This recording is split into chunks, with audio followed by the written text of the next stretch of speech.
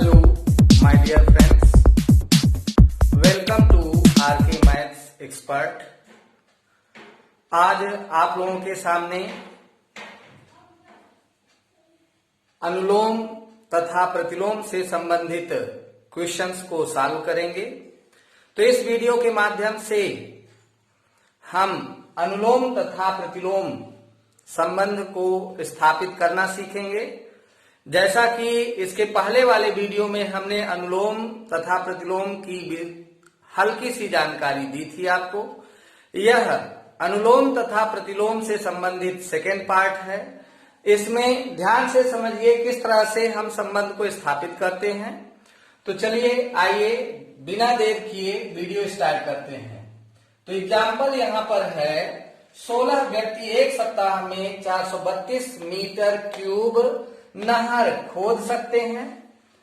तो 648 metre cube नहर एक सप्ताह में कितने व्यक्ति खोद सकते हैं या खोदने के लिए कितने व्यक्तियों की आवश्यकता होगी।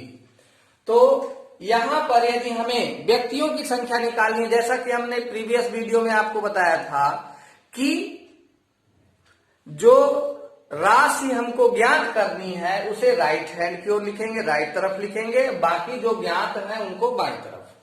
तो यहां हमें व्यक्तियों की संख्या ज्ञात करना है। तो यहां राइट ओर में दाहिने तरफ हम लिख लेते हैं व्यक्तियों की संख्या और यहां पर लिखते हैं दिनों की संख्या, दिनों की संख्या और यहां पर लिखते हैं आयतन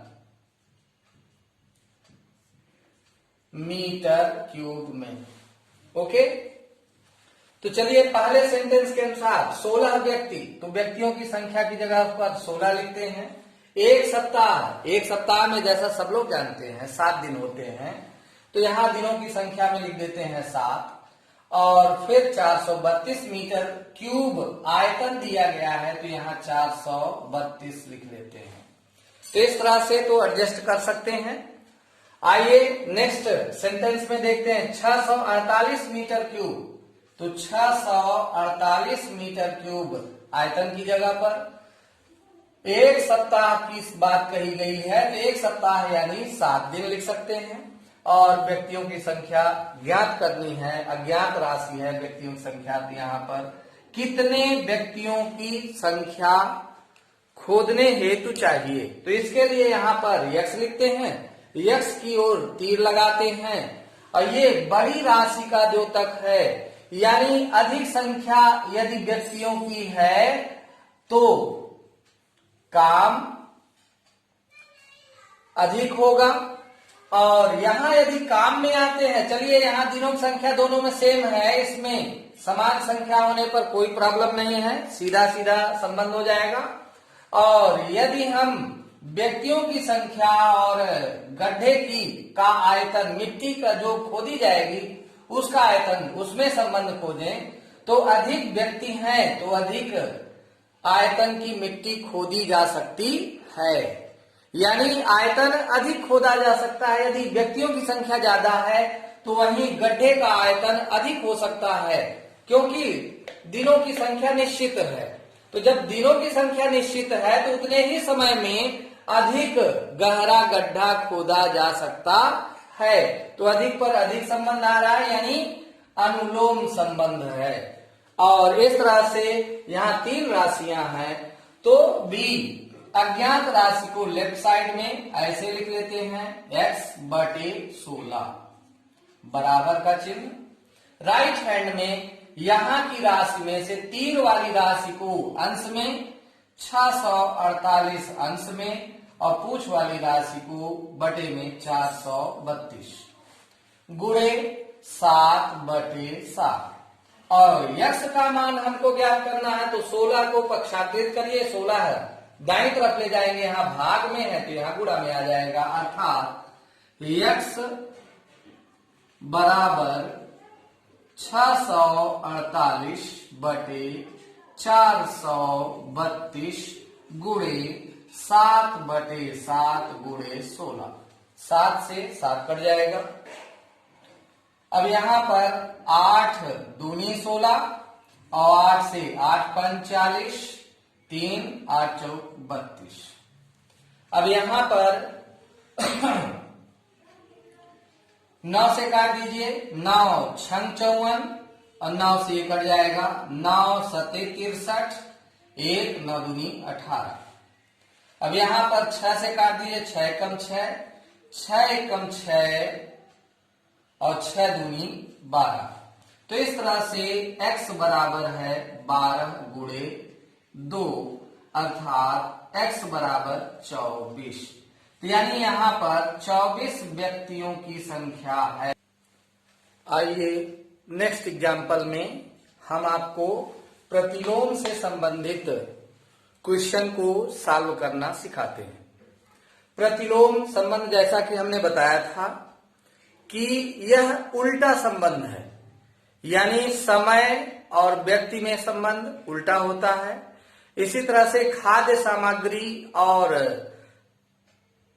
व्यक्तियों में उल्टा संबंध होता है, अर्थात यदि व्यक्तियों की संख्या अधिक होगी तो वही खाद्य सामग्री कम समय तक ही पर्याप्त होगी, अर्थात इसमें प्रतिलोम संबंध है। तो देखिए इस एग्जाम्पल में इस तरह का क्वेश्चंस लगभग कंपटीशंस में पूछे जाते हैं। किसी किले में 300 सैनिकों के लिए 90 दिन के लिए खाद्य सामग्री उपलब्ध है।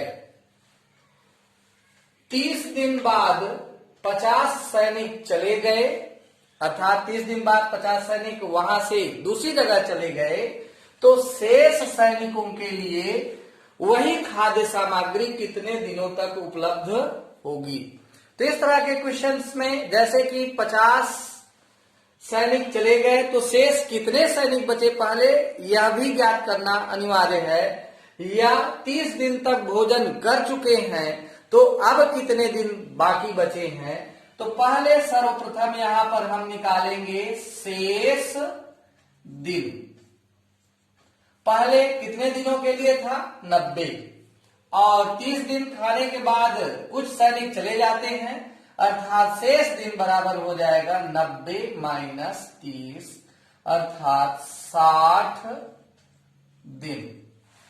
अब सैनिक 50 सैनिक चले जाते हैं, अर्थात यहां शेष सैनिक निकालेंगे, शेष सैनिक, और शेष सैनिक के लिए पहले शुरू में 300 थे तो 300 में से 50 माइनस कर देंगे, तो इस तरह से 250 सैनिक, ये इतने सैनिक शेष बचते हैं।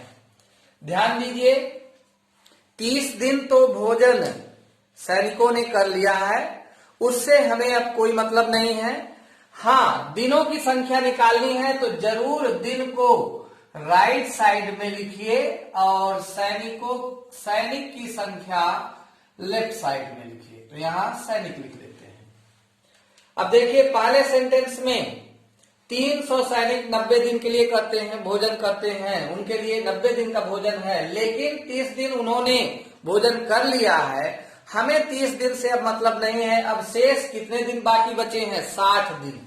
तो 60 दिन तक वही 300 सैनिक भोजन कर सकते हैं, लेकिन 50 चले गए, यानी शेष सैनिक बचे हैं 250।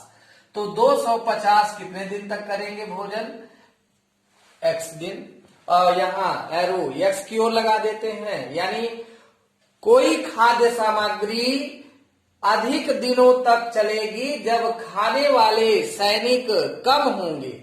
यहां ध्यान से सुनिए, यहां क्या लिखा है इससे हमें मतलब नहीं है। मेन मतलब यह है कि अधिक दिनों तक वही खाद्य सामग्री चलेगी जब यहां सैनिकों की संख्या कम होगी, यानी सैनिक खाने वाले जो सैनिक हैं, जो भोजन करने वाले हैं सैनिक, उनकी संख्या यदि कम होगी तो वही खाद्य सामग्री अधिक दिन तक चलेगी। अर्थात अधिक दिनों की संख्या के लिए खाद्य सामग्री यदि चलाना है तो यहां सैनिकों की संख्या कम। तो यहाँ कम का चिन्ह और ऊपर की ओर अधिक, यानी तीर ऊपर हो जाएगा, पूंछ नीचे हो जाएगी। अब इसको उसी तरह से सॉल्व कर लेना। हमने यहाँ उल्टा संबंध प्राप्त किया है, यानी हमने प्रतिलोम संबंध प्राप्त किया है। तो प्रतिलोम संबंध के अनुसार यानी उल्टा, अधिक पर कम। तो अब यहाँ यदि x का मान ज्ञात करना है तो पहले एडजस्ट करिए अज्ञात राशि को अंश में और फिर ये 60 पूछ वाली राशि को बटे में, बराबर यहाँ भी तीर वाली राशि को अंश में और पूछ वाली राशि को 250 को हर में। अब x का मान निकालना, 60 को पक्षांतरित करेंगे, यहाँ बटे में है, यहाँ गुणे में आ जाएगी, अर्थात x बराबर 300 बटे 250 गुणे 60। 0 से 0 कट जाएगा और 25 से कम 25, 25 से कम 25, 5 बचेगा, 30 में से 25 घटाएंगे 5 बचेगा, 0 से पहले 5 होगा तो 50 हो जाएगा, 25 दूनी 50। तो इस तरह से x बराबर 12 गुणे 6 यानी 72। अब वही खाद्य सामग्री कितने दिनों के लिए उपलब्ध हो जाएगी? 72 दिनों के लिए। इस तरह से कई क्वेश्चंस अनुलोम और प्रतिलोम से संबंधित आपके पास होंगे, उनको पहले सही संबंध में व्यवस्थित करिए और तब उसके बाद सॉल्व करिए, आपका आंसर अवश्य आएगा। वीडियो यदि आपको अच्छी लगी हो तो लाइक शेयर करना ना भूलें और हमारे चैनल्स को अधिक से अधिक सब्सक्राइब करें, कमेंट भी करें, सुझाव भी दें। धन्यवाद।